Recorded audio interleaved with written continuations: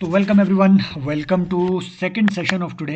और आज हम इकोनॉमी के पीवाईक्यूज यूपीएससी सीएससी के द्वारा जो सीएससी में यूपीएससी के द्वारा 2022 में पूछे गए थे, उन सारे पीवाईक्यूज को अपने डेली पीवाईक्यू रिसर्च प्रोग्राम में कवर ठीक है करेंगे। एक सेशन देखिए मैंने कोर्स में ऑलरेडी सुबह अपलोड कर दिया हुआ है। ये दूसरा सेशन है। जैसे जैसे कि मैंने आपको कई बार कहा भी है कि अब जैसे प्रीलिम्स नज़दीक आ रहा है तो हम अपने सेशंस की फ्रीक्वेंसी बढ़ाएंगे, राइट। अगर मैं ये सेशन रिकॉर्ड कर रहा हूँ यूट्यूब के अपने लर्नर्स के लिए, तो उनको बता दें कि this is a part of our course daily PYQ research program, जिसमें आप एनरोल कर सकते हैं civilspot.in। ये मेरा ही प्लेटफॉर्म है बाय यूपीएससी हब। आप इसमें एनरोल कर सकते हैं और कॉम्प्रीहेंसिव पीवाईक्यू रिसर्च जैसे आप अभी यहाँ पे देखेंगे उस तरीके से आप पाएंगे कि हम ठीक है डेली कर रहे हैं। डेली एक प्रैक्टिस है, एक रिवीजन प्लस प्रैक्टिस करके हमारा ये पीवाईक्यू रिसर्च प्रोग्राम है। आप एनरोल कर सकते हैं। पहला क्वेश्चन देखते हैं। पहला क्वेश्चन देखिए 2022 का ये है कि रैपिड फाइनेंसिंग इंस्ट्रूमेंट या फिर rapid credit facility they are related to the provisions of lending by which of the following. कि भैया इनमें से कौन सी वो ऑर्गेनाइजेशन है जो कि रैपिड फाइनेंसिंग इंस्ट्रूमेंट या फिर रैपिड क्रेडिट फैसिलिटी ठीक है ये प्रोवाइड करते हैं। क्या ये एशियन डेवलपमेंट बैंक है, क्या इंटरनेशनल मॉनेटरी फंड है, क्या यूएनईपी है, यूएनईपी का फाइनेंस इनिशिएटिव, या फिर वर्ल्ड बैंक है। देखिए ऐसे कई सारे ऐसे क्वेश्चन आएंगे जो आपको पहली बार स्ट्राइक करेंगे वहाँ पे, है ना। 2022 वालों के लिए ये एक नई चीज़ थी। मैंने भी खुद 2022 का प्री दिया है, निकाला भी है, ऐसी बात नहीं है, ठीक है। तो उस वक्त मेरे लिए भी ये एक नई चीज़ थी, बावजूद इसके I was able to mark this question right. वो किस वजह से? इसकी लैंग्वेज की वजह से। देखिए इसमें लिखा हुआ है, एक फाइनेंसिंग की बात हो रही है, क्रेडिट की बात हो रही है ना। और ऑप्शन से ऐसा लग रहा है कि किसी एक ही ऑर्गेनाइजेशन के हाँ ठीक है कि ये इनिशिएटिव होंगे, क्योंकि ऑप्शन ऐसे हैं, इनमें से एक ही चूज करना है आपको। फाइनेंसिंग एंड क्रेडिट की बात हो रही है, और वो कैसा क्रेडिट? रैपिड, मतलब एकदम से आपको करना पड़े। तो जैसे एशियन डेवलपमेंट बैंक है जिसके मोर देन 80 मेंबर्स है, इस पे भी ऑलरेडी क्वेश्चन बन चुका है ना। तो ये जो एडीबी है, राइट, एडीबी एक डेवलपमेंट बैंक है और ये लॉन्ग टर्म लेंडिंग करेगा। भाई डेवलपमेंट इज नॉट रैपिड, है ना। ऐसा नहीं है कि रैपिडली आप कहीं से फाइनेंसिंग लो और डेवलपमेंट कर दो। नाम ही है ADB, world bank long term loan देगा, समझ रहे हो। वर्ल्ड बैंक की जो सिस्टर ऑर्गेनाइजेशन है लॉन्ग टर्म लोन देगी। दूसरा कि देखिए ये यूएनईपी का कोई फाइनेंस इनिशिएटिव, क्या यूएनईपी नंबर वन, तो यूएनईपी ठीक है कोई भी इस तरीके की बड़ी फाइनेंसिंग फैसिलिटी प्रोवाइड नहीं करते हैं खुद से, राइट। वो कहीं दूसरी जगह से फंडिंग ऑर्गेनाइज कर सकते हैं। स्पेशली जैसे यूएनईपी, मान लीजिए यूएनईपी फाइनेंस इनिशिएटिव करके अगर ऐसा कोई एनवायरमेंटल इनिशिएटिव लाया भी गया है, तो क्या आप रैपिड फाइनेंसिंग करेंगे एकदम से एनवायरमेंट आपका सही हो जाएगा? क्या? नो। देन वर्ल्ड बैंक मैंने बोला एडीबी के जैसा ही है। तो इसमें सबसे जल्दी मतलब ऐसे जैसे फॉर एग्जांपल 1990s में इंडिया का जो बीओपी क्राइसिस आया, उस वक्त हमें जल्दी से कहीं ना कहीं से हमें फाइनेंसिंग चाहिए थी। तो हमें किसने दी? वो आईएमएफ ने रैपिडली दिया, क्योंकि हमारे पास बस एक वीक का एक्सपोर्ट कवर इंपोर्ट कवर बचा हुआ था, है ना। हम सिर्फ एक वीक तक इंपोर्ट कर सकते थे। तो उस टाइम हमें रैपिड फाइनेंसिंग की ज़रूरत थी। किसने की? आईएमएफ ने। तो मतलब ऐसे इंटेलिजेंट गेस करके आप आंसर के एटलीस्ट करीब पहुंच सकते हैं। और ऐसा 5-6 क्वेश्चन में करेंगे तो 1-2 में आप गलत होंगे, 3-4 आपके सही हो जाएंगे। ये हुई आपके माइंडसेट की बात। अब आते हैं आईएमएफ के कुछ इंस्ट्रूमेंट्स के बारे में। देखिए ये इंस्ट्रूमेंट्स काफ़ी ज़्यादा न्यूज़ में थे। क्यों न्यूज़ में थे? पाकिस्तान ने रैपिड क्रेडिट फैसिलिटी के थ्रू पिछले साल 25वीं बार उन्होंने आईएमएफ से लेंडिंग ली, ठीक है। तो उस वक्त ये न्यूज़ में था। श्रीलंका ने यही सारी फैसिलिटीज़ का यूज़ करके, ठीक है, स्टैंड बाय एग्रीमेंट एक श्रीलंका ने साइन किया था अपनी फाइनेंशियल क्राइसिस के टाइम पे आईएमएफ के साथ। तो श्रीलंका में भी इस तरीके के लोन हुए, बांग्लादेश में भी ऐसा एक लोन हुआ है स्टैंड बाय एग्रीमेंट के थ्रू। तो ऐसे वो पूछ सकते हैं कि आईएमएफ के कंसेशनल और नॉन कंसेशनल बोरोइंग इंस्ट्रूमेंट्स कौन कौन से? देखो एक चीज होती है कंसेशनल बोरोइंग, एक होती है non concessional borrowing. Concessional borrowing क्या होती है कि भैया मार्केट प्राइस से कम कंसेशन के रेट पे, इंटरेस्ट पे आपको बोरोइंग दी जा रही है, that is your concessional borrowing. एक होती है नॉन कंसेशनल बोरोइंग, वो होती है प्रॉपर मार्केट प्राइस पे, कि भैया मार्केट में लेंडिंग का जो रेट आजकल चला हुआ है इंटरनेशनल मार्केट में, उस रेट के हिसाब से हम आपको अगर बोरोइंग दे रहे हैं, वो होगी नॉन कंसेशनल। तो आईएमएफ के कुछ नॉन कंसेशनल बोरोइंग के या लेंडिंग के इंस्ट्रूमेंट है, ये एटलीस्ट ये इंस्ट्रूमेंट याद रख लेना, मैं सच में बता रहा हूँ, ऐसे ही ये अपीयर हो जाएंगे, ऐसी टर्म ही याद रखना है। स्टैंड बाय एग्रीमेंट या फिर अरेंजमेंट अगर वो बोले, या स्टैंड बाय क्रेडिट फैसिलिटी, ऊपर जैसे है ना rapid financing instrument, rapid credit facility, ऐसे ही स्टैंड बाय अरेंजमेंट या stand by credit facility, extended fund facility या एक्सटेंडेड क्रेडिट फैसिलिटी, है ना। Precautionary and liquidity line, PLL अगर वो पूछे तो एटलीस्ट, है ना, ये कम से कम याद रख लेना। फ्लेक्सिबल क्रेडिट लाइन अगर वो बोले, है ना। और ये क्या कहते हैं, the resilience and sustainability facility, ठीक है। Resilience and sustainability facility actual में ये मैंने यहाँ पे नॉन कंसेशनल में गलत डाल दिया, क्योंकि ये इनके कंसेशनल बोरोइंग में आता है। रेजिलियंस एंड सस्टेनेबिलिटी ट्रस्ट इनका एक है, ठीक है। तो ये कंसेशनल बोरोइंग में आपके आ जाता है, ये नॉन कंसेशनल में नहीं है। एटलीस्ट ये नाम याद रख लेना, stand by credit facility, stand by arrangement, extended fund facility, extended credit facility, flexible credit line, ये याद रख लेना, ठीक है। पीएलएल ये याद रख लेना, FCL, PLL, stand by agreement, तो भाई ये याद रख लेना, स्टैंड बाय एग्रीमेंट्स ये सबसे ज़्यादा न्यूज़ में थे, ठीक है, क्योंकि श्रीलंका ने इसी के तहत लोन लिया हुआ है, ये डायरेक्टली अपीयर हो जाएंगे। ऐसे ही कुछ कुछ और टर्म्स जो है वो न्यूज़ में, ठीक है, रही थी। जैसे अगर वो बोले कि ब्लैक स्वॉन इवेंट, ये क्या चीज़ है इकोनॉमी के रेफरेंस में, ठीक है। तो ब्लैक स्वॉन इवेंट एक ऐसा रेयर इवेंट होता है, अनप्रेडिक्टेबल इवेंट होता है बेसिकली, है ना, जो कि एक एक रेयर और सरप्राइज के तौर पे कहीं पे आपके, ठीक है, इकोनॉमी में आता है ब्लैक स्वॉन इवेंट, ठीक है। And they are extremely rare, वो बोलेंगे कि they are very occasional, no, they are extremely rare events. For example 2008 का जो क्राइसिस था, that is a black swan event. And now IMF is also predicting, many economists are predicting कि आपके जो industry 4.0 आ रहा है, ठीक है, एआई की वजह से, एआई की डिसरप्टिव टेक्नोलॉजी की वजह से जो इतनी ज़्यादा जॉबलेसनेस आएगी, it is going to cause another black swan event, है ना। It is going to have a severe impact, है ना। तो ये आपको थोड़ा ध्यान में रखना है कि ब्लैक स्वॉन इवेंट एक ऐसा इवेंट होता है जो अनप्रिडिक्टेबल हो, एकदम से आए, रेयर हो, लेकिन सीवियर इम्पैक्ट कॉज करे। ऐसे ही जैसे हमने नॉन कंसेशनल बोरोइंग एग्रीमेंट देखे, ऐसे दो कंसेशनल बोरोइंग अरेंजमेंट भी है आईएमएफ के, ये आपको ध्यान में रखने हैं। दो कंसेशनल बोरोइंग, कि भैया इसमें स्पेशल फेवरेबल इंटरेस्ट रेट जो है रखे जाएंगे कंट्रीज के लिए, ठीक है। एक है poverty reduction and growth trust, इसको याद करके रख लेना कसम से, क्योंकि आप जब देखेंगे जैसे ही हम पीवाईक्यू में आगे बढ़ेंगे, तो ये भी एक पीवाईक्यू है, वो उन्होंने डायरेक्टली पूछ लिया था कि ये किसका है। उसमें एक ऑप्शन वर्ल्ड बैंक का भी था, most likely people were going to mark world bank, है ना, क्योंकि आईएमएफ की इमेज कुछ ऐसी है कि भैया it is a kind of shark tank of financing, है ना, वो शार्क की तरह आएगा और वो कुछ भी ऐसे चैरिटी नहीं करेगा। वर्ल्ड बैंक के तो इंटरनेशनल डेवलपमेंट एजेंसी है, वो कर भी लेती है थोड़ा चैरिटेबल काम टाइप का, कंसेशनल बोरोइंग वगैरह वो दे देते हैं, फाइनेंसिंग कर देते हैं वर्ल्ड बैंक अलग से आईडीए के तहत। लेकिन आईएमएफ का भी एक ऐसा ही ऑर्गेनाइजेशन है, poverty reduction and growth trust, ये कंसेशनल रेट पे डेवलपिंग कंट्रीज के लिए फाइनेंसिंग देता है। ऐसे ही रेजिलियंस एंड सस्टेनेबिलिटी ट्रस्ट है, R S T P R G T, भाई ये याद रख लेना कसम से, यहाँ से डायरेक्टली ये अपीयर हो जाएंगे, और ये सब चीज़ें न्यूज़ में है, कुछ भी बर्बाद नहीं है, ये मैंने पिछले साल वाले सेशंस में भी करवाए थे, ठीक है।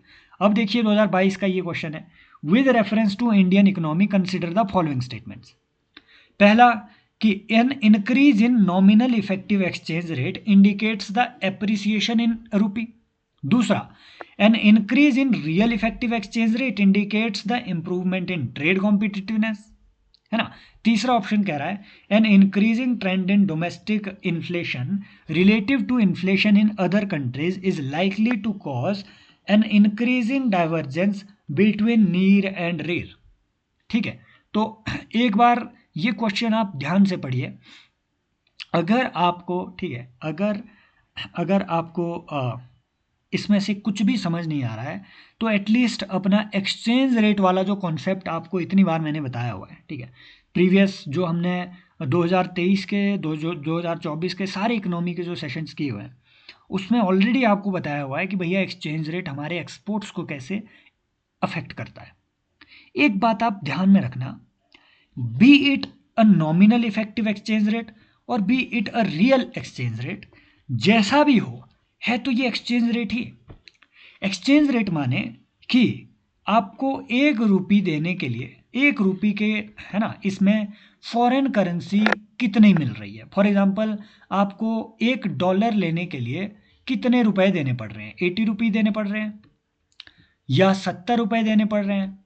अगर आपको 70 रुपये देने पड़ रहे हैं, पहले अगर 80 देने पड़ रहे थे और अब आपको सिर्फ 70 देने पड़ रहे हैं, दैट मीन्स कि आपकी करेंसी का एक्सचेंज रेट बेटर हुआ है, इंप्रूव हुआ है। समझ लो, दैट मीन्स कि आपकी करेंसी स्ट्रांग हुई है। पहले आपको 80 रुपये में $1 मिलता था, अब 70 रुपये में मिल रहा है ना। तो एक्सचेंज रेट अगर आपका स्ट्रांग होगा या एक्सचेंज रेट अगर इंक्रीज हो रहा है, दैट मीन्स कि आपकी करेंसी स्ट्रांग हो रही है। फिर मैंने एक और चीज़ बताई थी कि करेंसी अगर स्ट्रांग हो रही है, रूपी अगर स्ट्रांग हो रहा है ना, दैट मीन्स आपका एक्सपोर्ट उससे हार्म होगा। हाउ? अगर पहले 80 रुपीज़ में आपको, है ना, अगर 80 रुपीज़ में आप 8 बिस्किट, है ना, 10-10 रुपए के 8 बिस्किट पहले एक्सपोर्ट कर पा रहे थे यूएसए के लिए 10-10 रुपए के 80 रुपीज़ में, और यूएसए वाले लोग इन 8 बिस्किट्स को ठीक $1 में खरीद रहे थे। अब आपका रुपया महंगा हो गया। अब उसी $1 में कितनी गुड्स वो खरीदेंगे? सिर्फ 70 रुपए की, क्योंकि रुपया आपका महंगा हो गया मीन्स अब 70 रुपए में $1 मिल रहा है, $1 के बदले 70 रुपए मिल रहे हैं। दैट मीन्स कि अब वो सिर्फ 70 रुपए के बिस्कुट खरीद पा रहे हैं। समझ रहे हो? तो एक्सचेंज रेट के इंप्रूव होने से आपका एक्सपोर्ट घटता है, ये बात ध्यान में रख लो। अब नीर और रीर, है ना, ये क्या चीज़ें हैं, अब इस पे आते हैं। तो देखो, आंसर तो आपका यहीं से आ गया, क्योंकि मैंने ऑलरेडी बोला हुआ है, भले वो कैसे मर्जी वो आपको इफेक्टिव एक्सचेंज रेट बताए या नॉमिनल बताए या नॉन इफेक्टिव, है ना, सिंपल बोले कि नॉमिनल एक्सचेंज रेट, इफेक्टिव भी बीच में ना लगाए। चाहे वो नॉमिनल हो चाहे वो रियल हो, अगर एक्सचेंज रेट आपका इंप्रूव कर रहा है या एक्सचेंज रेट बढ़ रहा है तो ट्रेड कॉम्पिटिटिवनेस आपकी घटेगी, एक्सपोर्ट आपके घटेंगे। आंसर तो यहीं से आ गया 1 और 3। बट हमें कॉन्सेप्ट समझना है, हमें ये समझना है कि ये डाइवर्जेंस कैसे हो रही है, हमें ये समझना है कि ये इन्फ्लेशन कैसे आ रहा है। समझ लो, ये सब चीज़ें हमें और बेटर तरीके से समझनी है, एक बेहतर तरीके से समझनी है नीर और रीर के बारे में। क्लियर? तो अब सबसे पहले एक बात समझना कि नॉर्मल एक्सचेंज रेट, एक होता है एक्सचेंज रेट, एक होता है effective exchange rate. Exchange rate और इफेक्टिव एक्सचेंज रेट में क्या डिफरेंस है, सबसे पहले ये समझना है। Exchange rate is normally, for example अगर आप $1 को रुपी के साथ कंपेयर कर रहे हो, ठीक, डॉलर को अलग से, अगर आप युआन को रुपी के साथ कंपेयर कर रहे हो, ठीक है, मान लो 30 रुपए, अगर आप युआन को रुपी के साथ कंपेयर कर रहे हो अलग से, not in a mixed manner, so that is your exchange rate. आप नॉर्मली एक्सचेंज रेट को जो है कंपेयर कर रहे हो युआन के साथ, यूरो के साथ, है ना, डॉलर के साथ, आप एक्सचेंज रेट को सिंपली कंपेयर कर रहे हो, that is your exchange rate, है ना, अलग अलग करेंसी के साथ। इफेक्टिव एक्सचेंज रेट क्या होता है? इफेक्टिव एक्सचेंज रेट किसी कंट्री के करेंसी का इफेक्टिव एक्सचेंज रेट तब होगा। अब दूसरी बात, एक बात और भी समझो कि एक्सचेंज रेट आप कंपेयर क्यों कर रहे हैं, क्योंकि आप एक्सटर्नली ट्रेड कर रहे हैं। आपको ये डिसाइड करना है कि $1 में मैं कितने रुपए की गुड्स एक्सपोर्ट कर पाऊंगा। मान लीजिए आप एक्सपोर्ट कर ही नहीं रहे हैं, तो आप क्यों ही करेंगे एक्सचेंज रेट कंपेयर, क्योंकि आपकी इंटरनेशनल प्रेजेंस है ही नहीं कहीं, आप एक्सपोर्ट ही नहीं कर रहे हैं या इंपोर्ट ही नहीं कर रहे हैं। समझ लो, तो वो एक इनकम्पेरेबल सी चीज़ हो जाएगी। तो जब आपको इफेक्टिव एक्सचेंज रेट निकालना हो तो आप उन बड़ी कंट्रीज़ को, है ना, सारी कंट्री नहीं, उन बड़ी करेंसी की 10 करेंसी, 20 करेंसी, है ना, 30 करेंसी या 40 करेंसी, जितनी भी हो, जितनी कंट्री के साथ आप अपना मेजॉरिटी ट्रेड कर रहे हैं, 70% और 80% और 90% मेजर ट्रेड जिनके साथ कर रहे हैं, उन कंट्रीज़ की उतनी करेंसी को लेंगे, उनका एक बास्केट बनाएंगे, उनकी एवरेज निकालेंगे, फिर $1 के साथ, है ना, $1 के साथ या रूपी के साथ उसको कंपेयर करेंगे। वो निकलेगा आपका इफेक्टिव एक्सचेंज रेट कि भैया हमने सिर्फ $1 को नहीं लिया, हमने सारी कंट्रियों को लिया, जिन जिन के साथ हमारा इंटरनेशनल ट्रेड था उनके साथ हमने कंपेयर किया। अब हमें पता चला कि हाँ यार, इफेक्टिवली इन कंट्री के साथ हम, है ना, एक एवरेज जब आप बैठाएंगे तो आपको पता चलेगा कि टोटल एक्सटर्नल मार्केट में, टोटल वर्ल्ड मार्केट में रुपये की डोमिनेंस कितनी कर है या कितनी कर वैल्यू हमें कहाँ से मिल रही है, उसकी एवरेज जब आप निकाल रहे हैं एक तरीके से, that is your effective exchange rate. अब आते हैं नॉमिनल और रियल इफेक्टिव एक्सचेंज रेट में। क्लियर? एक्सचेंज रेट और नॉमिनल इफेक्टिव एक्सचेंज रेट, है ना, और सॉरी इफेक्टिव एक्सचेंज रेट में ये पता चल गया। अब आते हैं नॉमिनल नीर और रीर में। ठीक है, नीर और रीर में, हालांकि मैंने इसका नीचे पूरा टेबल बनाया हुआ है, कुछ वो उसकी ज़रूरत नहीं है, बट है ना, समझाना अगर हो तो ये एक बेस्ट तरीका होता है समझाने का। ठीक है, नीर और रीर में अब आते हैं। नॉमिनल इफेक्टिव एक्सचेंज रेट है भाई जो आपकी वैल्यू निकल रही है, सीधी वैल्यू। मान लो ठीक है, एक वैल्यू आपके पास है कि $1 इज इक्वल टू 70 रुपये। एक वैल्यू आपके पास है कि 1 yuan is equal to, I hope ऐसे ही लिखते होंगे, इक्वल टू 30 रुपीज़, है ना। एक वैल्यू आपके पास निकल गई कि 1 यूरो इज इक्वल टू, ठीक है, 110 रुपीज़, मान लीजिए एक वैल्यू ये निकल गई। अब आपने अगर नीर निकालना है तो आप इन सब की वेटेड एवरेज लेंगे, है ना, फिर आपको पता चल जाएगा कि इंटरनेशनल मार्केट में हमारा जो है नीर क्या है ना, या फिर नॉमिनल इफेक्टिव एक्सचेंज रेट क्या है, वो आपका निकलेगा इंटरनेशनल मार्केट में इन सब की वेटेड एवरेज लेकर के। लेकिन भाई आपने एक चीज़ नहीं की, आपने इन्फ्लेशन एडजस्टमेंट यहाँ पे नहीं किया। आपने बस अज्यूम कर लिया कि $1 के मुकाबले, है ना, रुपी इतना है, इसके मुकाबले इतना है, इसके मुकाबले इतना है। आपने ये देखा ही नहीं कि यार यूएसए में जो इन्फ्लेशन है ये सिर्फ 2% है, इंडिया में 4% है। यहाँ पे चाइना में इन्फ्लेशन 3% है, इंडिया में 4% है। यूरोप में 7% है, इंडिया में 4% है। आपने ये देखा ही नहीं। तो वेटेड एवरेज जब तक आप इन्फ्लेशन के साथ, अब इन्फ्लेशन का इम्पैक्ट तो होता है, करेंसी में कहीं भी होता है, समझ रहे हो, इन्फ्लेशन का इम्पैक्ट करेंसी में कहीं भी होगा। अब फॉर एग्जांपल इंडिया में अगर इन्फ्लेशन 4% है और यूएसए में सिर्फ 2% है, दैट मीन्स इंडिया की करेंसी इज डेप्रिशिएटिंग मोर। क्यों? क्योंकि इन्फ्लेशन है। Depreciation of currency, what does that mean? कि भैया अगर आप 70 रुपये में एक बिस्कुट आज खरीद पा रहे थे, कल आपको वो 80 रुपये में मिल रहा है। दैट मीन्स आपका करेंसी इतना डेप्रिशिएट हुआ है, इतना परसेंटेज पॉइंट डेप्रिशिएट हुआ है, समझ रहे हो। अब ऐसे तो नॉमिनली आप बोलेंगे कि ठीक है, इंडिया में अगर 70 रुपये की हम एक बिस्कुट खरीद पाएंगे, है ना, तो यूएसए में चल के भाई वही बिस्कुट आपको 70 रुपये नहीं, वो $4 में मिल रही है वहाँ पे, वही एक गुड। तो यूएसए में जाकर के आपकी 70 रुपये की पावर भाई 4 गुना कम हो जाएगी, क्योंकि 70 रुपये में आप यहाँ एक बिस्कुट खरीद रहे थे इंडिया में, यूएसए में वही बिस्कुट $4 का है, मतलब 4 7 का 28, $280 का है, समझ रहे हो। इन्फ्लेशन आपने वहाँ के डोमेस्टिक मार्केट का एडजस्ट किया ही नहीं।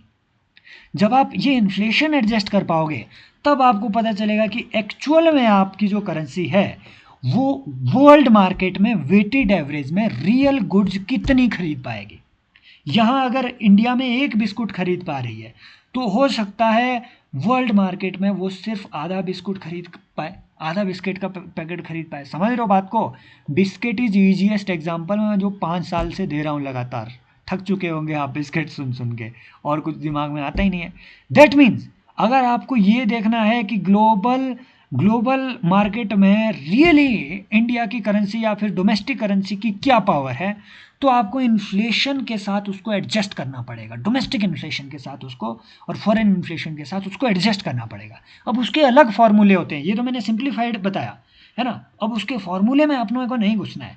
तो रीर क्या हुआ बेसिकली, नीर से इन्फ्लेशन हटा दो, उसका इफेक्ट हटा दो, आपके पास रीर आ जाएगा, फिर आपके पास रियल वैल्यू आ जाएगी कि हाँ रियली कितना आप परचेज कर पा रहे होंगे।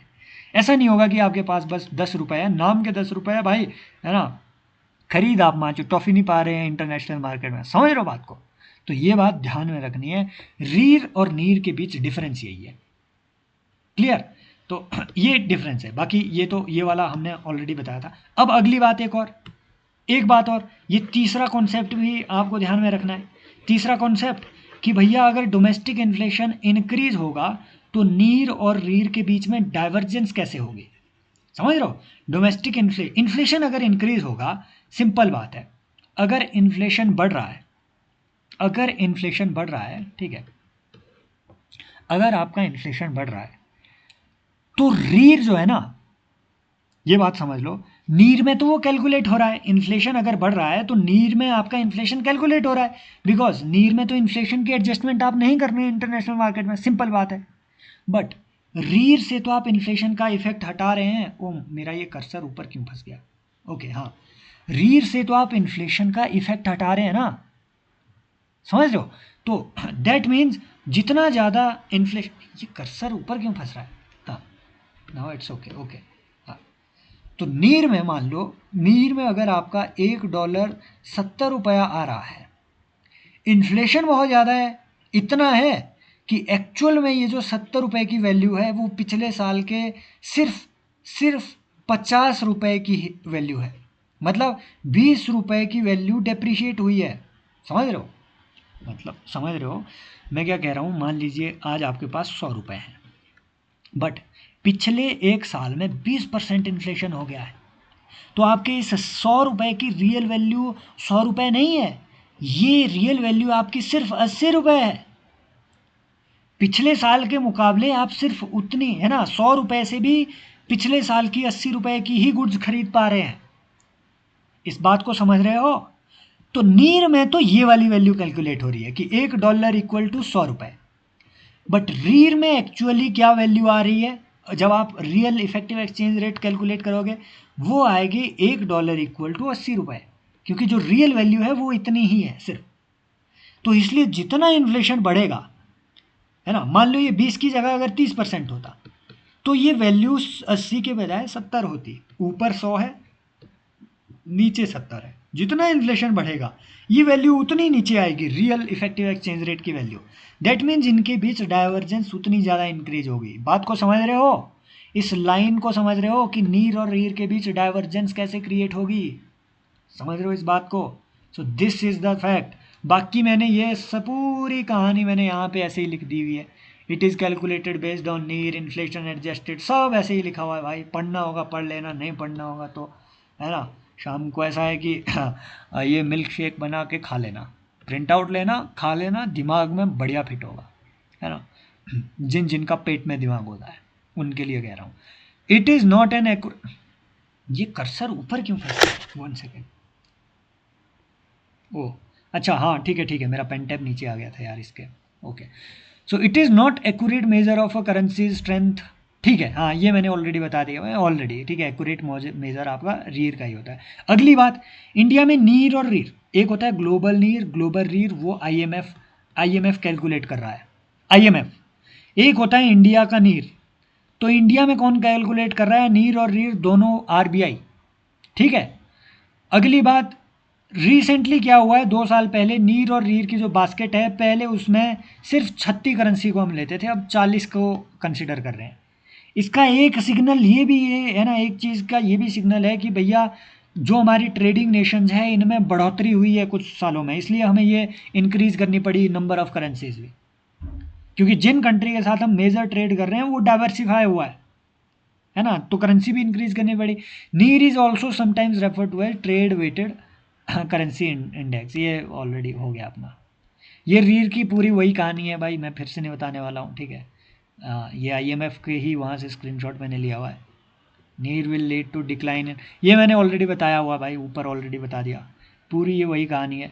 अगर मैं ये यूट्यूब के लिए रिकॉर्ड कर रहा हूँ तो भाई एक बात सुन लो, मेरा माइक्रोफोन ख़राब है इसलिए वॉइस क्लियर नहीं है उतनी। ठीक है, तो नया ऑर्डर हुआ है, मुझे किसी ने अभी बताया कि हाँ वॉइस उतनी क्लियर नहीं आ रही है, तो कुछ टाइम लग जाएगा। ठीक है, हम बहुत पहाड़ी एरिया से हैं तो यहाँ डिलीवरी लेट पहुँचती है भाई, ये बात समझ लो।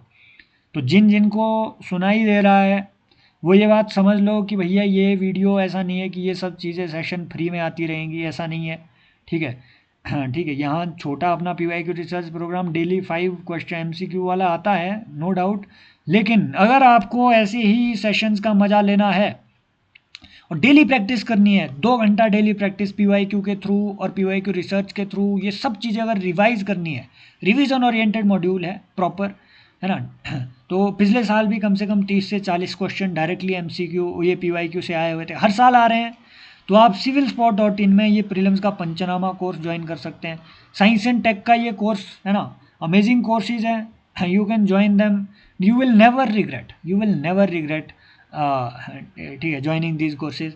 शुरू में ये डिस्काउंट देखो कुछ ही लर्नर के लिए था, हालांकि सब फुल हो गया है, लेकिन बावजूद इसके 3,000 रुपये में भाई ये कोर्स आपको मिल रहा है, और जिसमें मोर देन 3,000 PYQs हम यहाँ पे कवर करने की कोशिश कर रहे हैं। 5,000 तो अब नहीं हो पाएंगे क्योंकि काफ़ी लेट भी है, वेरियस एग्ज़ाम के हम सब चीज़ें ऐसे मॉड्यूल ओरिएंटेड ये सब चीज़ें आपको देखने को मिलेगी, ठीक है। फॉर एग्जांपल अगर आपको पूरा बुद्धिज़्म पढ़ना है तो भाई बुद्धिज़्म पे ही सेशन है, 2 सेशन है। जैनिज़्म पढ़ना है तो सारे PYQ उसमें कवर है अलॉन्ग विथ NCERT वगैरह। तो ये बहुत कॉम्प्रिहेंसिव प्रोग्राम है, you can join it. Next देखिए कि with reference to Indian economy consider the following statements. पहला क्वेश्चन कह रहा है कि the inflation is too high, RBI is likely to buy government securities. दूसरा क्वेश्चन है if rupee is rapidly depreciating, RBI is likely to sell dollars in the market. तीसरा कह रहा है कि if interest rates in USA और European union were to fall, it is likely to induce RBI to buy dollars. अब बताइए जरा, ठीक है। Okay, so if inflation is too high, RBI is likely to buy government securities. अगर inflation बहुत ज़्यादा है, देखो एक बात समझ लो, इन्फ्लेशन का मतलब क्या होता है। इन्फ्लेशन का मतलब होता है कि रूपी सस्ता है, गुड्स महंगी है। रूपी सस्ता है, गुड्स महंगी है ना। अब ज़्यादा रुपए में आपको वही बिस्कुट लेना पड़ रहा है।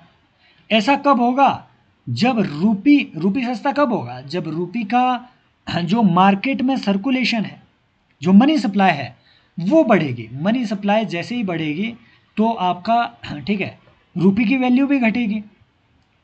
अब देखो ये क्वेश्चन क्या कह रहा है कि अगर इन्फ्लेशन बहुत ज़्यादा होगा, ठीक है, तो RBI is likely to buy government security. अगर RBI गवर्नमेंट सिक्योरिटी लेती है, किससे, बैंकों से, GSEC लेती है, लोगों से, ठीक है, पीपल से वो बाय बैक करती है। दैट मीन्स कि उसे बैंकों को कुछ देना पड़ेगा। बैंक अगर गवर्नमेंट सिक्योरिटी दे रहे हैं तो RBI को उन्हें कुछ देना पड़ेगा। क्या देगा, पैसा देगा। अगर वो पैसा दे देगा तो मनी सप्लाई बढ़ नहीं जाएगा क्या, बढ़ जाएगा तो इन्फ्लेशन और नहीं बढ़ेगा क्या। तो ये तो एक प्रो साइक्लिकल मेजर हो गया, इसे हटा दो, एलिमिनेशन लगाओ, 2 and 3 इज आंसर। अब 2 and 3 क्यों आंसर है ये भी समझना जरूरी है कि अगर रूपी डेप्रिशिएट कर रहा है तो RBI is likely to sell dollars in the market. ये बात सही है, क्यों, क्योंकि मान लीजिए $1 में आपके 70 रुपए आ रहे हैं। अब अगर RBI डॉलर की सप्लाई बढ़ा देता है, दैट मीन्स डॉलर, जिस चीज़ की सप्लाई बढ़ेगी उसकी कीमत घटेगी। तो है ना, रूपी के कंपैरिजन में डॉलर महंगा हो जाएगा, है ना। तो ऐसे ही RBI ने रिसेंटली एक रूपी डॉलर स्वैप, है ना, वो जारी किया ताकि रूपी को वो मजबूत कर सके, ठीक है। तो इसमें क्या करेगा, RBI डॉलर को बेचेगा और रूपी को लोगों से लेगा, वापस लेगा, ताकि रूपी की सप्लाई कम हो सके, डॉलर की बढ़ सके, ताकि हमारा रूपी थोड़ा अप्रिशिएट हो सके। समझ गए। अगली बात, if interest rate in USA और European union were to fall. मान लो इंटरेस्ट रेट EU में या फिर USA में फॉल हो गए, ठीक है, फॉल हो गए, इसी को कहते हैं क्वांटिटेटिव ईजिंग। अगर आपको कभी 2 वर्ड्स आए, quantitative easing and taper tantrum. Taper tantrum या फेड टेपरिंग मीन्स कि USA में इंटरेस्ट रेट बढ़ा है, इंटरेस्ट रेट इंक्रीज हुआ है, तो वो होगा taper tantrum, fed tapering. Federal reserve वहाँ पे इंटरेस्ट रेट को बढ़ा रहा है, उनकी थोड़ी कॉन्ट्रैक्शनरी मॉनेटरी पॉलिसी अगर चल रही है, दैट मीन्स उसे टेपर टेंट्रम कहेंगे। जब टेपर टेंट्रम होगा, क्वांटिटेटिव ईजिंग होगा, जब उनका इंटरेस्ट रेट बढ़ेगा, यहाँ कहा है घटेगा, जब उनका इंटरेस्ट रेट बढ़ेगा तो क्या करेंगे इन्वेस्टर, ग्लोबल इन्वेस्टर जाएंगे USA में। USA is a stable economy, more stable, है ना। तो ग्लोबल इन्वेस्टर USA में जाएंगे, वहाँ की FD में इन्वेस्ट करेंगे, है ना, वहाँ के अदर डिपॉजिट्स में इन्वेस्ट करेंगे, क्योंकि इंटरेस्ट रेट ज़्यादा मिल रहा है, वहाँ की गवर्नमेंट सिक्योरिटी में इन्वेस्ट करेंगे। दैट मीन्स इंडिया जैसी कंट्री से कैपिटल फ्लाइट हो जाएगी। इंडिया जैसी कंट्री से कैपिटल बाहर जाएगी, फॉरेक्स मार्केट, ठीक है, जो FIIs है वो पैसा ड्रैग करके कहाँ ले जाएंगे, USA में डालेगी वो। कब? जब उनका इंटरेस्ट रेट बढ़ेगा। जब घटेगा तो क्या होगा, तब वहीं से जब क्वांटिटेटिव ईजिंग होगी या फिर इंटरेस्ट रेट जब घटेगा तो वहीं से वो पैसा निकाल के इंडिया जैसी इकोनॉमी में डालेंगे। अब डॉलर डॉलर आ रहा है, डॉलर डॉलर आ रहा है, डॉलर डॉलर आ रहा है, डॉलर डॉलर आ रहा है ना। तो डॉलर आ रहा है इंडिया की इकोनॉमी में। अब अगर इतना ज़्यादा डॉलर आ गया तो भाई हमारा रूपी तो अप्रिशिएट हो गया। इतना डॉलर अगर आ गया इंडिया के मार्केट में तब तो रूपी अप्रिशिएट हो जाएगी, डॉलर बहुत ज़्यादा है। और हमने पढ़ा है कि रूपी अगर ज़्यादा अप्रिशिएट भी हो गया तो हमारे तब जो एक्सपोर्ट है, एक्सपोर्ट हार्म हो जाएंगे। इसीलिए RBI बीच में आता है और वो स्टेरलाइजेशन करता है, स्टेरलाइजेशन। इस पे भी PYQ है, ये 2023 में पूछा था।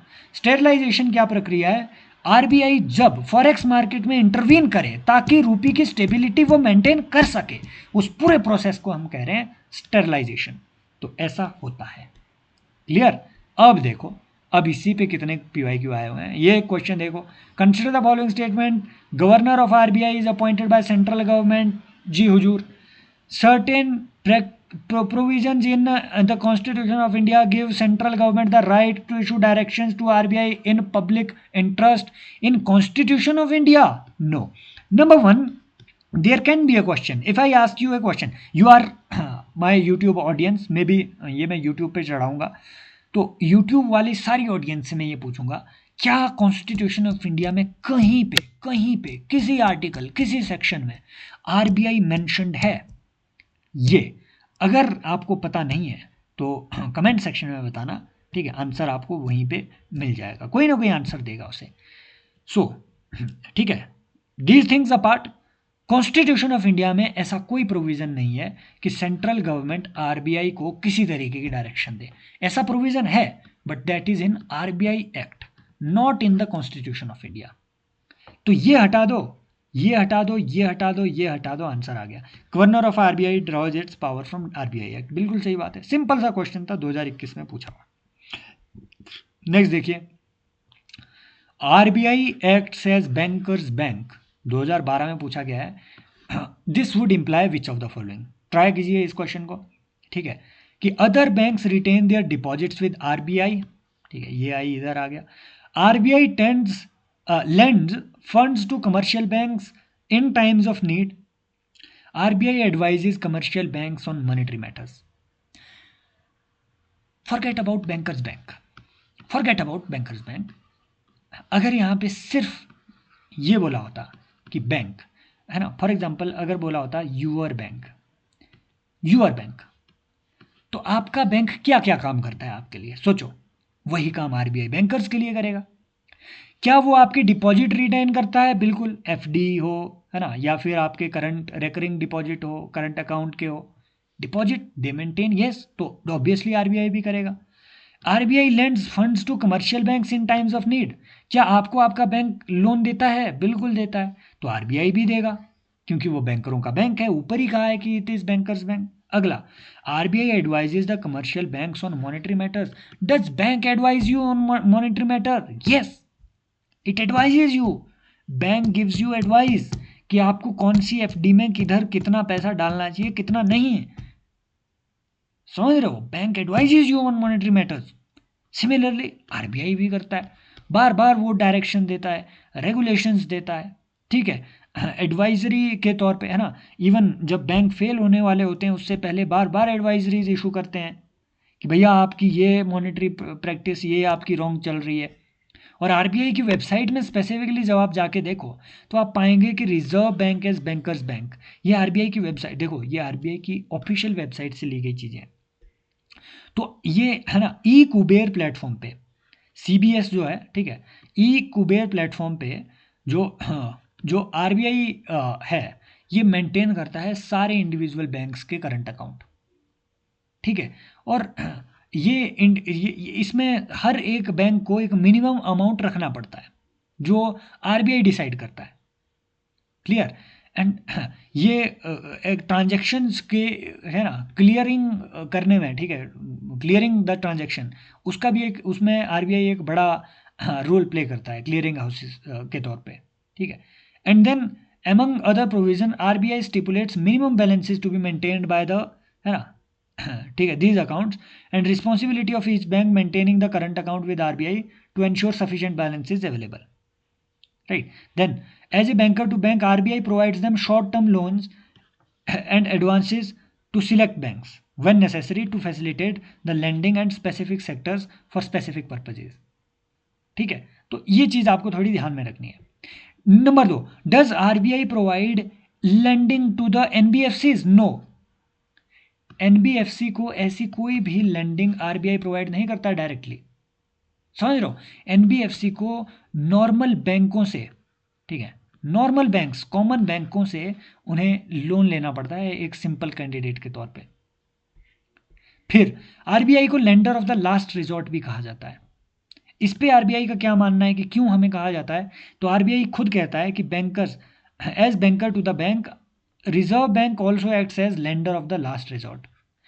दिस कैन कम, है ना, it can come to rescue of a bank that is solvent but faces temporary liquidity problems, है ना. सो मच नीडेड लिक्विडिटी के टाइम पे जो है RBI extends this facility to protect the interest of depositors of bank and to prevent possible failure of bank. इसीलिए वो advisory भी देता है, एंड विच इन टर्न में also affect other bank. That means जो lender of the last resort है, as a lender of the last resort, है ना, RBI is providing emergency financing to any bank. This is why there was the question 2021 economy. और India में central bank function as the lender of the last resort usually refers to which of the following. That why is central bank called as lender of the last resort, है ना. This was the question, and the question is, your options are lending to trade and industry bodies. In fact, RBI is not even lending to NBFCs. How can it lend to trade and industry bodies, normal trade and industry bodies? No. It is not even lending to NBFCs.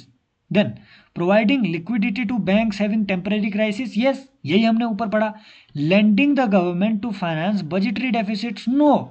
मैं ये 10 बार आपको बता चुका हूं कि after the passage of FRBM act, Fiscal Responsibility and Budget Management Act 2003, after the passage of this act, RBI is not giving direct lending to any government in India.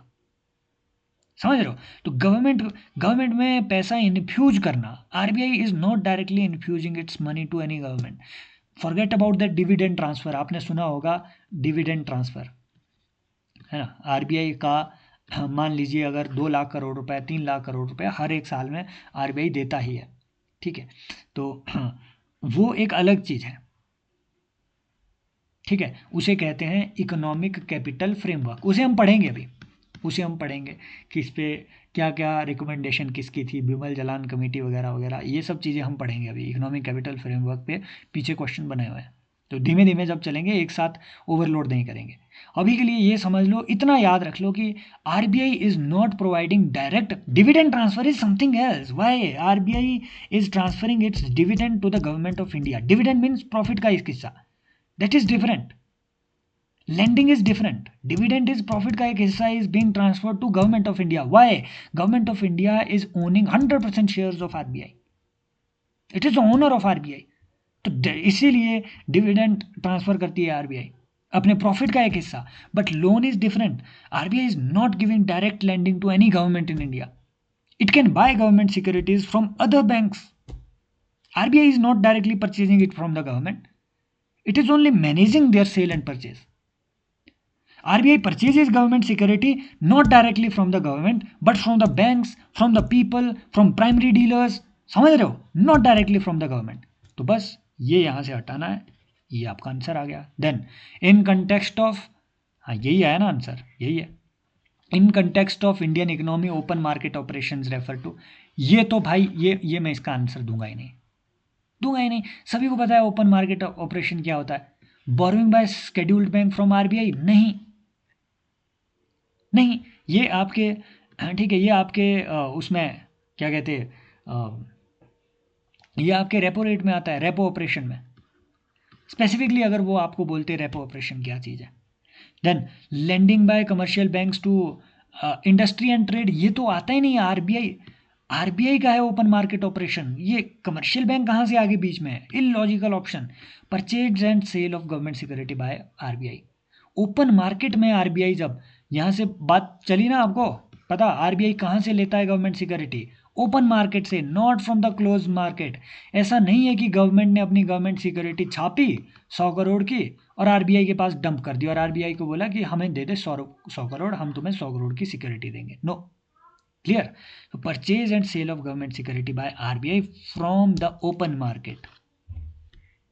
Next देखिए, in balance of financial investment the term bear denotes, ये तो आपने है ना, ये बहुत सुन रखा होगा। देखिए ये डायरेक्ट रिपीटेशन है, यूपीएससी ने सीएससी में 2010 में पूछा, सीडीएस में अभी आ गया रिपीट, है ना। बियर डिनोट्स भैया एक होता है बुलिश, बुलिश मतलब शेयर मार्केट में जब आपका पैसा ऊपर जा रहा हो, या फिर अगर कोई, हाँ ठीक है, अगर कोई बड़ा फाइनेंसर है वो अगर ठीक है एक बुल बनने की कोशिश कर रहा है, गेंडा गेंडे की तरह, मतलब ऊपर ही जा रहा है वो, है ना, वो प्रॉफिट में ही है।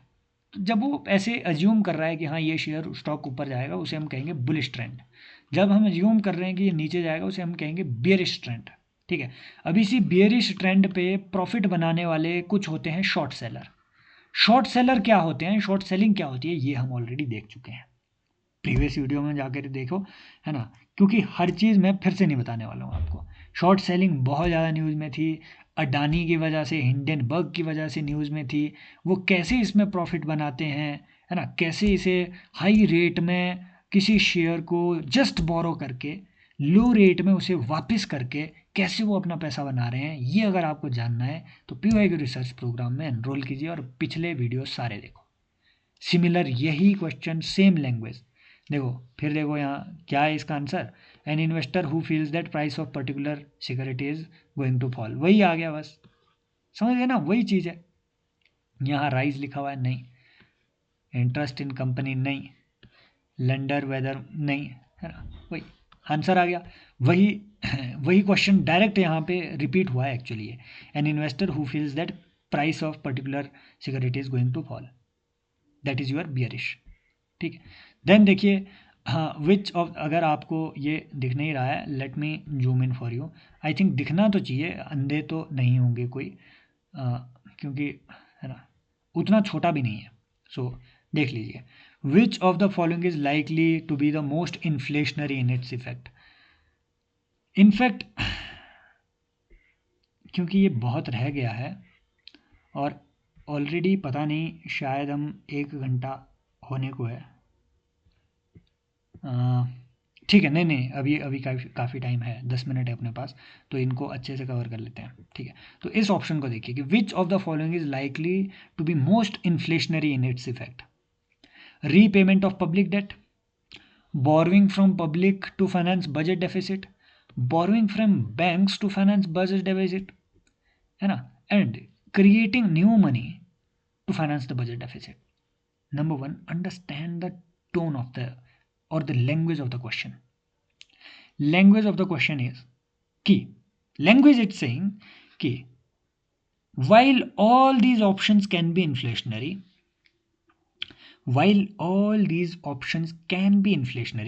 but you have to identify which one is most inflationary in its effect. While all of them can be inflationary, वो हम देखेंगे सारे इन्फ्लेशनरी है या नहीं है, आपको ये बताना है सबसे ज़्यादा इन्फ्लेशन कहाँ से होगा। तो यहां देखो, एक एक बात इन दोनों ऑप्शंस को देखना, ध्यान से देखना, borrowing from the public to finance a budget deficit या borrowing from the bank to finance a budget deficit. इसे कुछ ऐसे देखो, बैंकों के पास पैसा है 1 रुपया, बैंक सरकार का हिस्सा नहीं है, बैंक इकोनॉमी का हिस्सा है। मान लो बैंक के पास पैसा है 1 रुपया, यही पैसा गया बैंक से पब्लिक के हाथ में 1 रुपया, समझ रहे हो, दोनों कंडीशंस को ध्यान से समझो, बैंक भी इकोनॉमी का हिस्सा है, पब्लिक भी इकोनॉमी का हिस्सा है, बैंक के पास भी मान लो 1 रुपया है, पब्लिक के पास भी 1 रुपया है। बैंक का ऐसा है कि अगर बैंक के पास 1 रुपया है तो वो ऐसा नहीं है कि उसका काट के सिक्के का अचार डाल देंगे, नहीं, कहाँ डालेंगे वो उस पैसे को पब्लिक के हाथ में देंगे, पब्लिक उससे मार्केट में डिमांड क्रिएट करेगी। So regardless of where your money is in the economy, inside the economy, regardless of which actor is holding your rupee, when you are nominally calculating the effect of rupee on the market, of certain amount of rupee in the market, it will be similar whether the rupee is held by the bank or by the public. मैं ऐसा क्यों कह रहा हूं?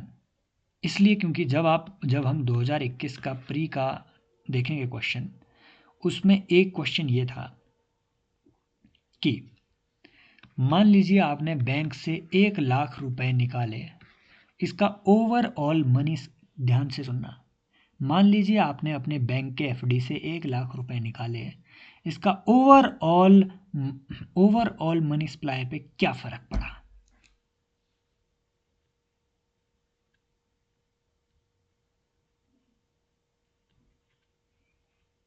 क्या फर्क पड़ा? कोई फर्क नहीं पड़ा। समझ रहे हो? कोई फर्क नहीं पड़ा मनी सप्लाई में, क्योंकि वो पैसा भले आपके हाथ में हो या वो बैंक के हाथ में होता, दोनों जगह वो मनी सप्लाई में कंसिडर हो ही रहा है। While both of them can be inflationary, but they are equally inflationary. They are asking you most inflationary in effect. समझ रहे हो बात को, है ना? हालांकि इससे ठीक है, ये मान लो अगर सरकार ने बजट डेफिसिट को फुलफिल करने के लिए अगर ठीक है, अगर बोरो किया हुआ है, ठीक है, अगर बोरो किया है बैंक से, तो होता क्या है कि बैंक से या फिर लोगों से मान लो बोरो किया, किसने? सरकार ने, गवर्नमेंट ने। क्यों? ताकि वो बजट डेफिसिट को फुलफिल करें। वो फिस्कल डेफिसिट का टेक केयर नहीं कर रहे हैं, बजट डेफिसिट का। बजट डेफिसिट माने मान लो 100 रुपए का इनका खर्चा है इस साल के बजट एक्सपेंडिचर का, इनका टोटल रेवेन्यू सिर्फ 80 रुपए है, 20 रुपए डेफिसिट आ गया। तो ये 20 रुपए खर्चा पूरा करने के लिए उन्होंने आपसे लोन ले लिया। तो सरकार ने अगर लोन लिया है तो वो लोन अपनी जेब में नहीं रखेगी, वो भी इकोनॉमी में ही आगे इन्वेस्ट करेगी, इंफ्रास्ट्रक्चर बनाएगी, कुछ और करेगी, उससे लोगों को जॉब मिलेगा, डिमांड क्रिएट होगी, उससे भी इन्फ्लेशन आ रहा है, डेफिनेटली आ रहा है। समझ रहे हो? हाँ, सरकार ने अगर अपनी इनकम से बिना बोरोइंग किए, बिना कोई एडिशनल मनी पंप किए, अपनी इनकम से अगर बजट डेफिसिट को वो ठीक है, उस डेफिसिट को फिल करने की कोशिश की होती, तो इन्फ्लेशन में कमी आनी थी। क्यों? दैट वुड मीन कि सरकार ने अननेसेसरी खर्चा कम किया, है ना, और अपना जो उसका डेफिसिट है उसको फिल करने की कोशिश की, या फिर उसका अपना जो आउटस्टैंडिंग लोन्स है उनको वापस करने की कोशिश करी। समझ रहे हो इस बात को? दैट मीन्स सरकार ने इकोनॉमी से पैसा निकाला और वो पैसा कहाँ गया? वो पैसा गया उसके लोन की भरपाई करने में। इकोनॉमी से पैसे निकलने का मतलब है मनी सप्लाई का कम होना। मनी सप्लाई का कम होना माने कि ठीक है कि आपका जो इन्फ्लेशन है वो कम हो जाना।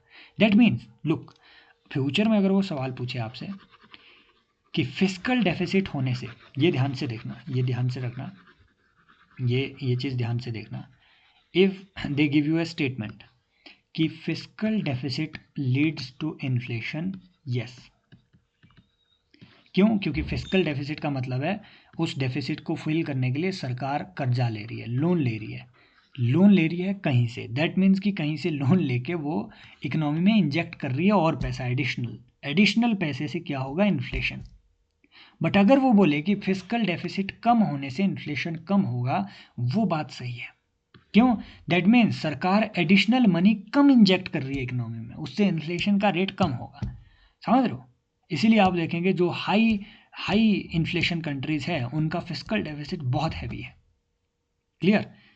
ये बात क्लियर हो गई, ये दोनों का कॉन्सेप्ट यहाँ से क्लियर। नेक्स्ट देखिए, रीपेमेंट ऑफ पब्लिक डेट। इससे तो आपका फिस्कल डेफिसिट का कम होना क्या होता है? दैट मीन्स जो पब्लिक डेट, सरकार का डेट है, उसको वो कम कर रहे हैं। Then creating new money to finance budget deficit, this is most inflationary. This is most inflationary. Why? Because you are introducing helicopter money in the economy.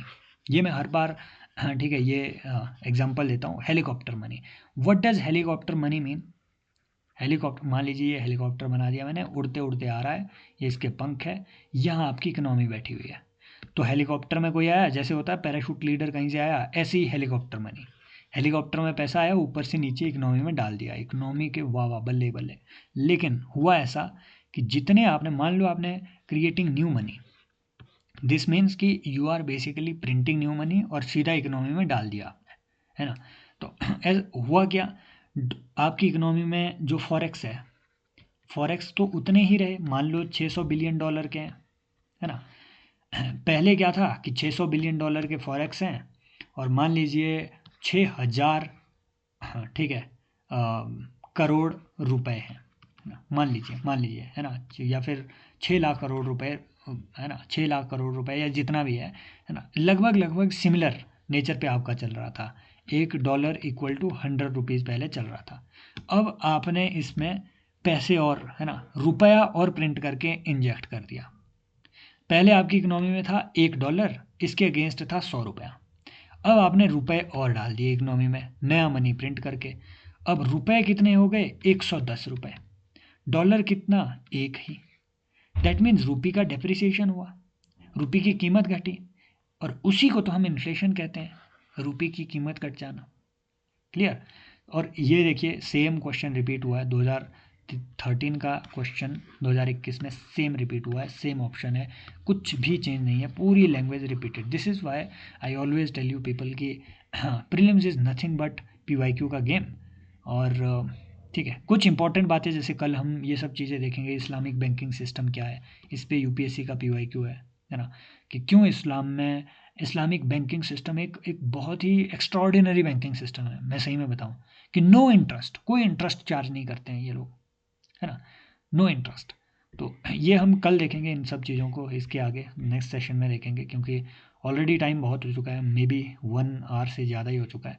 सो वो learner, those who want to enroll in the course, they can join, ठीक है, they can enroll on this platform civilspot.in. आप यहाँ पे आके login कर सकते हैं, ठीक है, अकाउंट लॉगिन कर लेना, एंड प्रीलिम्स का पंचनामा यहाँ पे भाई एनरोल कर लेना. ये इस कोर्स का एक हिस्सा है, ये सेशन ऐसा नहीं है कि ये मतलब ऐसे ही है, ठीक है, ये इस कोर्स का एक हिस्सा है. अगर आपको ये पूरा प्रॉपरली देखने हैं, मोर देन 3000 PYQs, ऐसे ही अगर आपने research plus analysis plus revision plus everything अगर करना है, तो you can definitely join this course. Thank you so much. Take care. Bye bye. As always, love you.